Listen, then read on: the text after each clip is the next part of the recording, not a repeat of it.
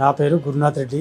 నా భార్య పేరు పుష్పమ్మ. 4th స్టేజ్ క్యాన్సర్ ఉందని తెలిసింది ఎంఆర్ఐ నుంచి. అక్కడ మేము గుజరాత్లో ఉన్నామండి. అయితే అక్కడ చూపించినాము. గడ్డ ఉంది, లోపల కొంచెం పెయిన్ కూడా అవుతుండే. ఆ గడ్డను ఆపరేషన్ చేయాలంటే మేము ఇక్కడ నాన్పేటకు వచ్చి చేపించినాం మా ఊళ్ళో.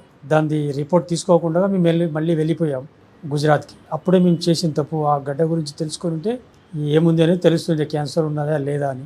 తర్వాత ఎప్పుడు బ్లడ్ పడి ఎక్కువైనప్పుడు అక్కడ డాక్టర్ చూపిస్తే ఎంఆర్ఐ చెప్పించండి. ఎంఆర్ఐ చెప్పించిన వెంటనే చెప్పిండి ఇక లాస్ట్ స్టేజ్ అని.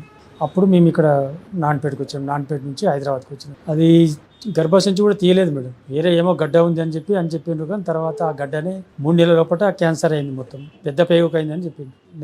నెలసరి అనేది ఆగిపోయింది. మునుపు కనీసం అంటే ఇప్పుడు మళ్ళీ 2 సంవత్సరాల పైన ఆగిపోయి పునర్జన్మకి యూట్యూబ్లో అక్కడ వింటుంటుంది.